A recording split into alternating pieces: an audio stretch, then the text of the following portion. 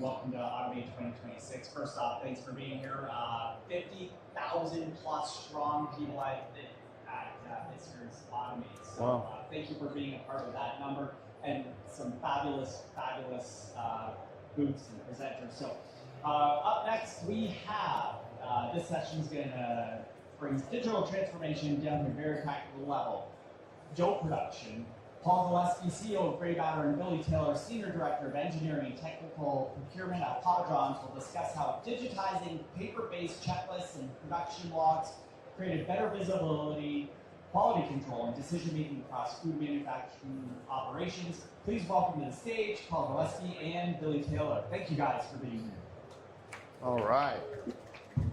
Well, thanks everybody for coming. Wow.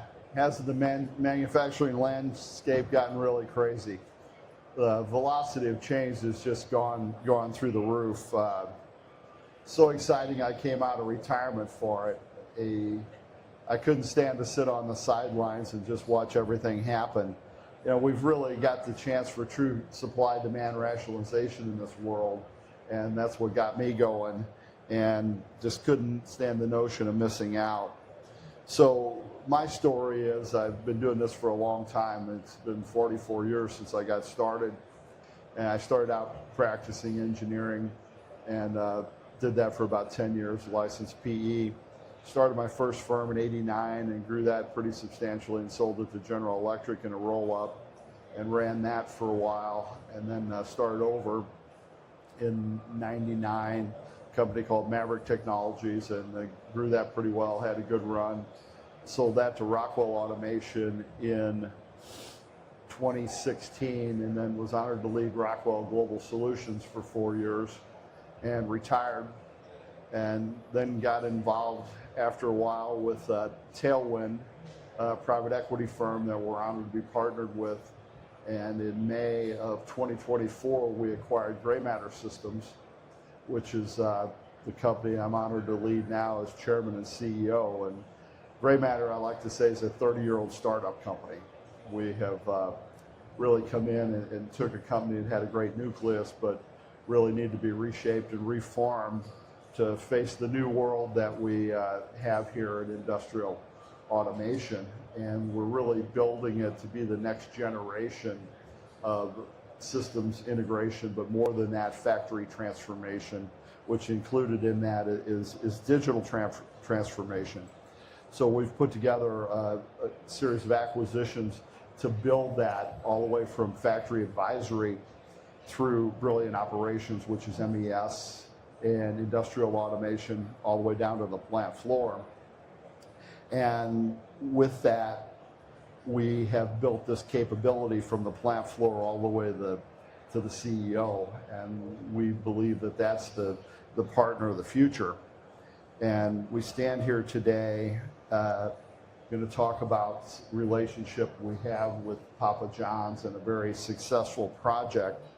But before we get into that, the one thing I want to leave you with is, with the velocity of change and everything that's going on in manufacturing, I submit that what you do or don't do with your manufacturing enterprise in the next 18 to 36 months is really going to shape what happens to your manufacturing enterprise and subsequently your career.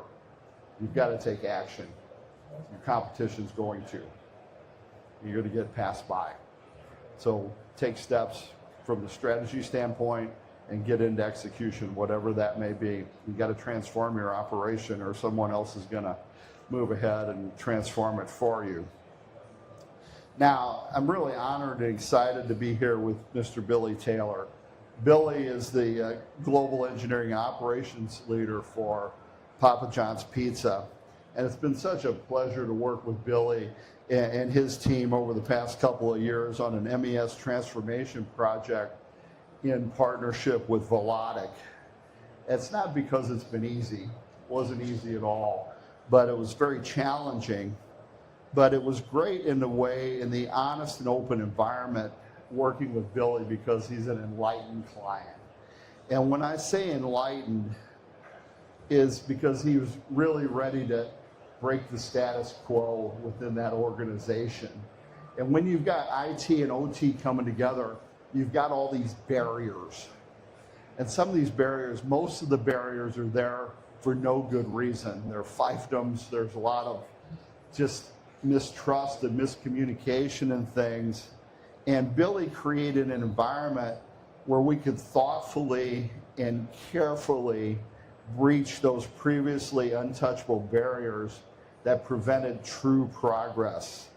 And Billy's gifted leadership and that and more allowed us to do that. Yes, he's a wonderful engineer and technologist, but that's only table stakes now in this world we live in. What sets Billy apart is his world-class and deft people and organizational skills. That was the game changer that allowed us to be so successful. So with that, please meet Billy Taylor. I'm sure you'll learn that and more from him in the next 20 minutes. Thanks, Paul. After that introduction, I think this doorway is going to have to get a little bit wider because I don't think my head's going to get out of here. So again, thanks for the introduction, Paul. Our journey was not easy, as Paul said. For 40 plus years, our organization was fully on paper. So we have 11 different quality control centers across the country. And I've been with the company for 14 plus years. I started out as an engineer. I got the opportunity to go into operations, leading plants for about 5 plus years, including being a part of a greenfield and a startup out of the Georgia facility, our most technologically advanced facility. And then a couple of positions opened up to where I was able to come back to corporate in Louisville, Kentucky, and lead the engineering team. And from there, it really afforded me the opportunity to put my vision in place that my team and I have talked about for many years, and getting us into a space where we're actually making data-driven decisions versus just everything being on paper in bankers' boxes and we're not using it.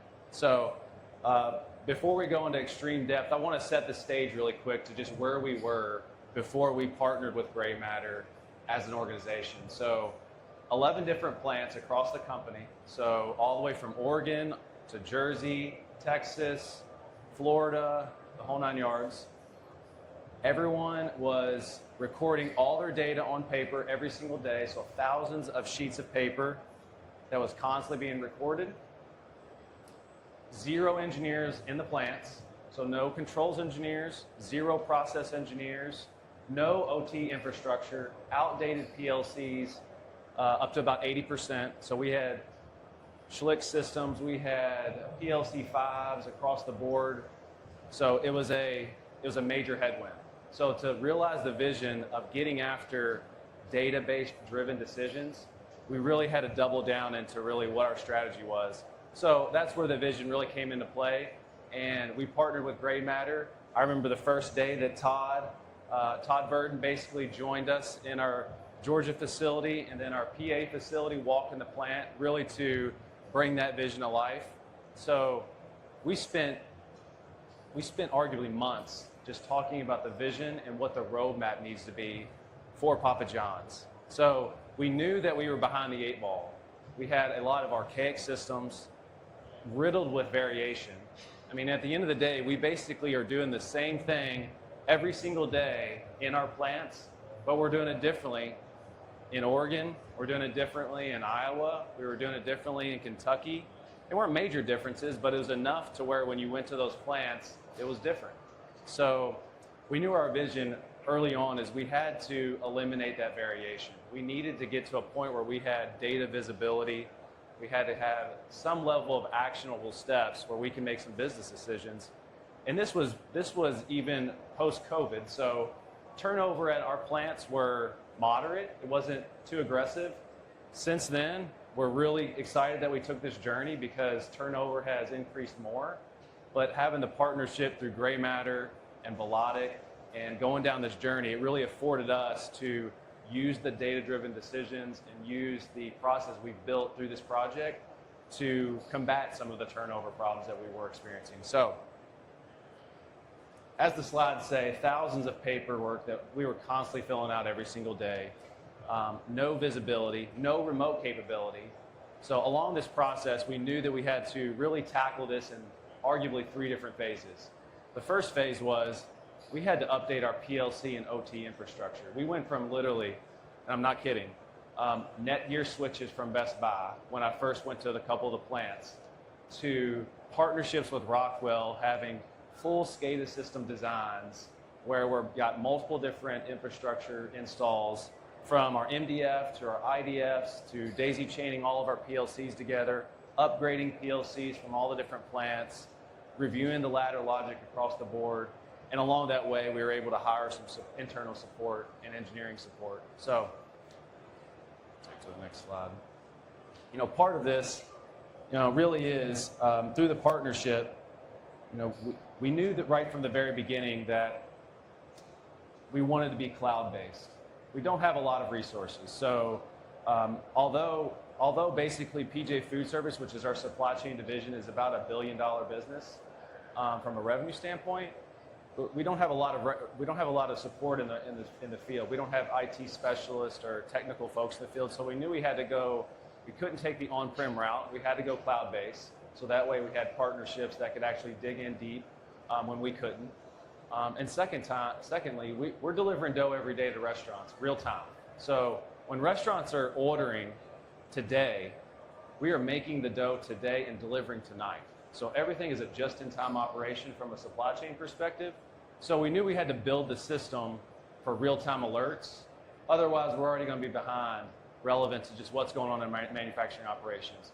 And then last but not least, the visibility. We had no visibility. Really, whenever there was an issue, a problem, or a question, the first step was fly someone in.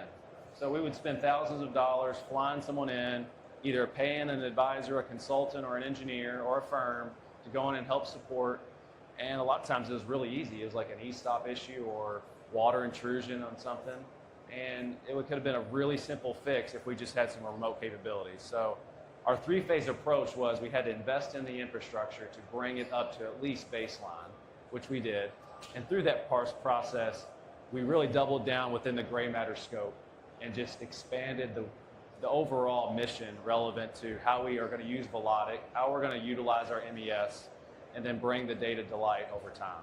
So a couple notes just to leave you guys with in regards to just some of the strategies that we took.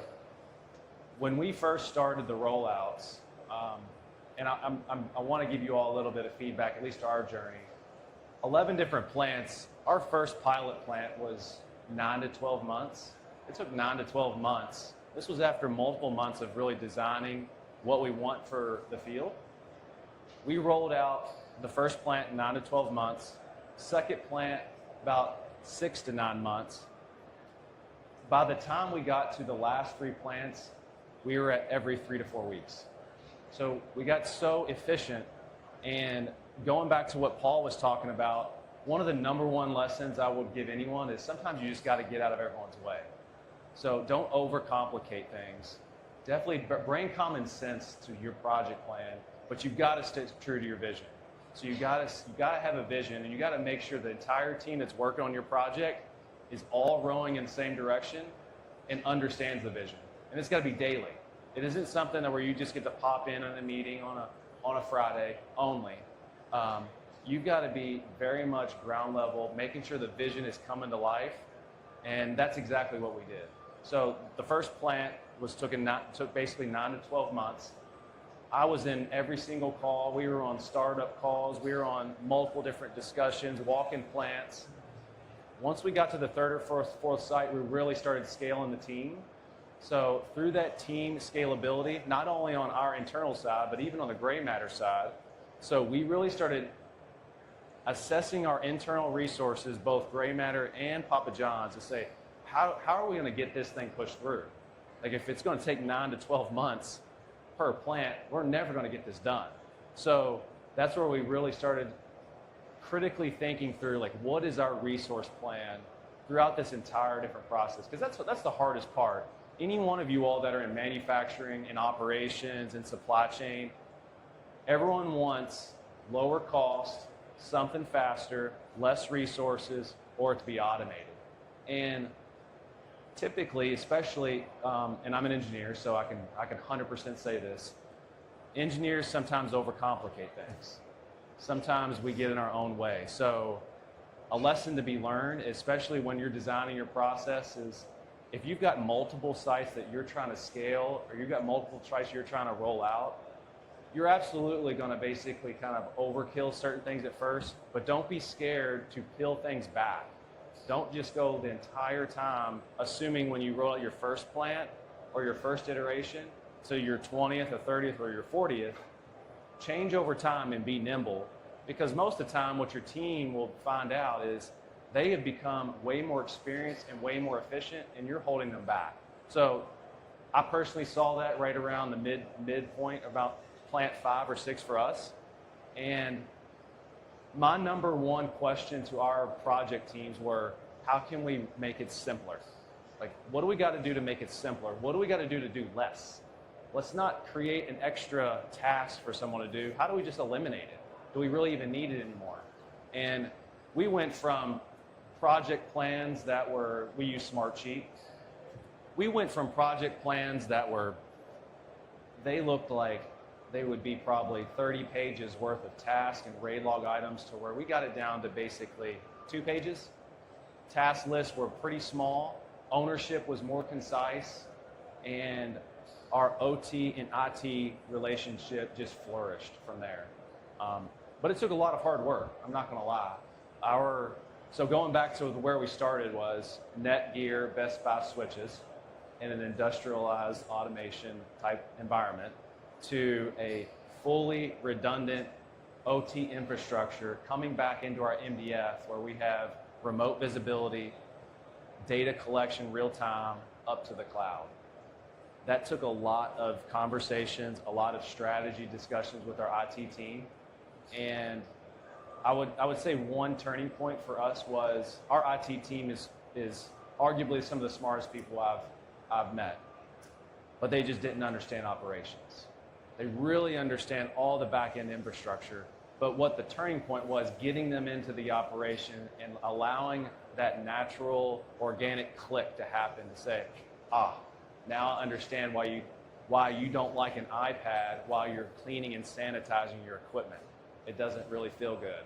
Or why you want this workstation out where you're receiving a truck. Now I got it.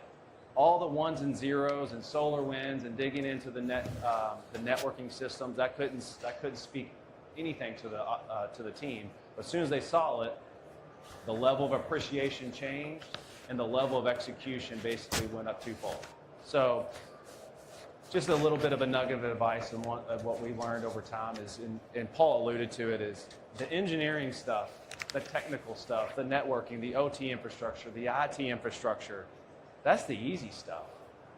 The hard stuff is getting everyone to play together in the same sandbox, getting everyone to row together on the same boat, get everyone understanding when they have an issue that they are confident on who to go to, versus it just sitting on your hands and doing nothing, which is arguably the worst thing that could possibly happen when you have a multi-site rollout, is really smart people that just hit a block and they sit there and they wait.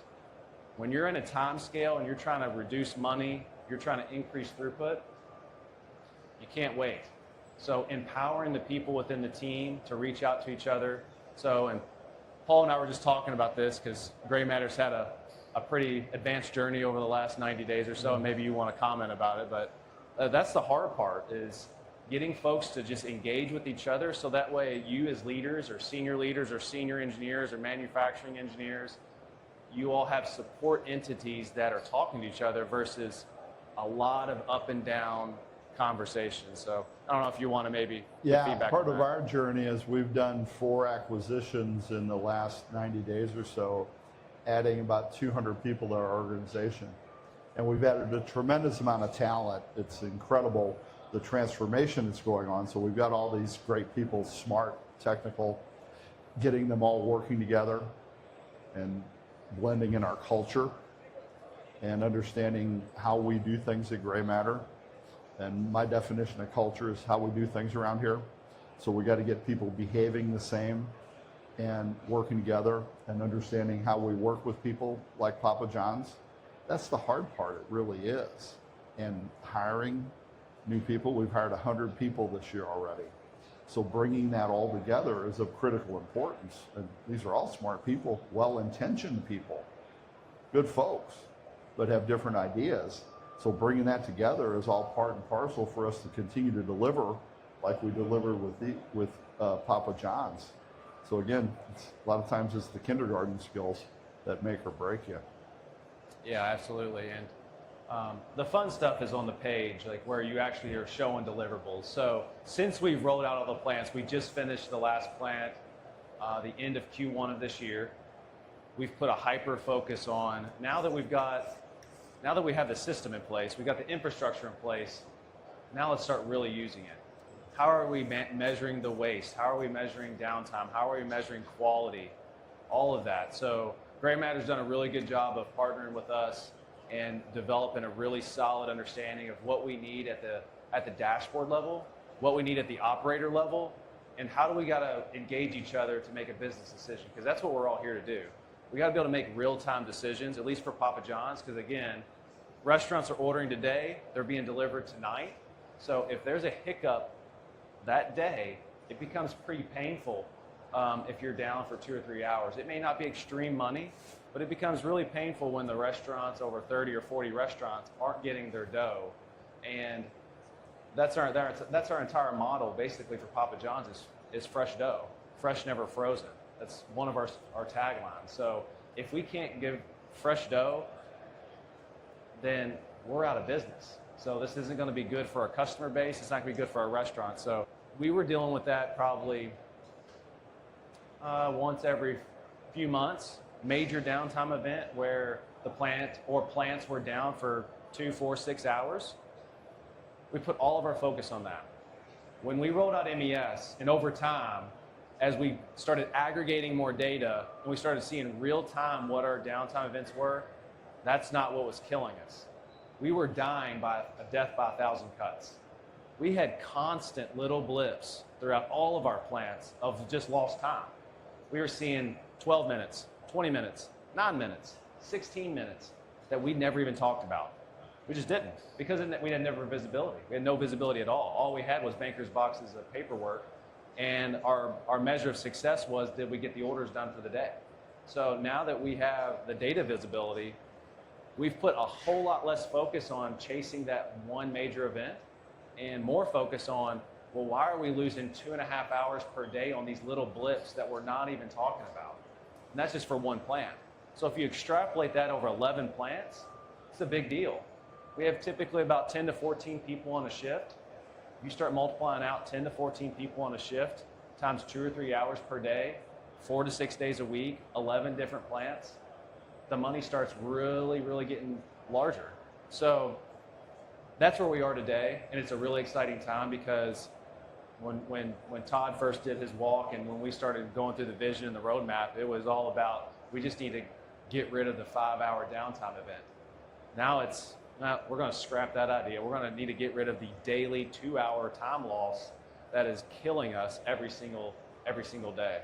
And then from a waste perspective, so one thing really cool that we did was every single plant had a variation of waste. Some measured it using an Excel file or using a paper document that they would just write down with some scale.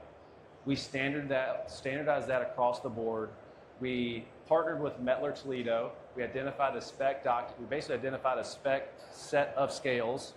The GrayMatter team helped us architect how do we automatically pull out those weights every single day, real time, into our MES. That was huge. And I can tell you right now, again, years ago, all we would see is the major events. We lost a batch, 2,000 pounds of dough.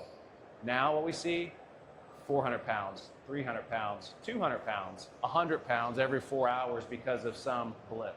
So having that data visibility has really changed our focus to where it's not only just chasing the major events, it's honestly chasing the smaller events that are kind of the undercurrent killing us every single day.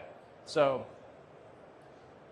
that's a little bit of our journey as to where we are from Papa John's as it relates to going from no engineers, no OT structure, outdated PLCs, thousands of paperwork, to a data-rich, cloud-based, system across 11 different plants, and I think we're all very proud on the Papa John's side to say that we were able to really scale that effectively. And the one lesson learned, or the one thing I'll leave you guys with before we could take some questions, is culture is everything. So I know we're talking data and we're talking PLCs and we're talking infrastructure, but seeing our team collaborate with the GrayMatter team, the GrayMatter team collaborating with the operations team collaborating with the IT team, the intangible aspect of cultural development and having good connections is what made this project successful, without question. Everyone can put together a task list. Everyone can put together a smart sheet, an Excel file, a project plan, a Gantt chart. Everyone can put together Teams calls. Not everyone's going to get the entire team together to go through and go out to a site and go walk, do a gimbal walk. Not every team's going to go through and understand, like, what's that operator dealing with? Let's go talk with Lucy for the next 4 or 5 hours and just get her perspective. Not every team's going to go out to dinner, have drinks, and understand, like, what's holding you back. So that way you can start to get rid of the blocks, get rid of the red tape, so that way you can start streamlining your process. So I'll leave you guys with that. I'm happy to take questions if you guys have any questions, but that's our journey. Paul, do you have anything else maybe you want to add? No, I think you covered it.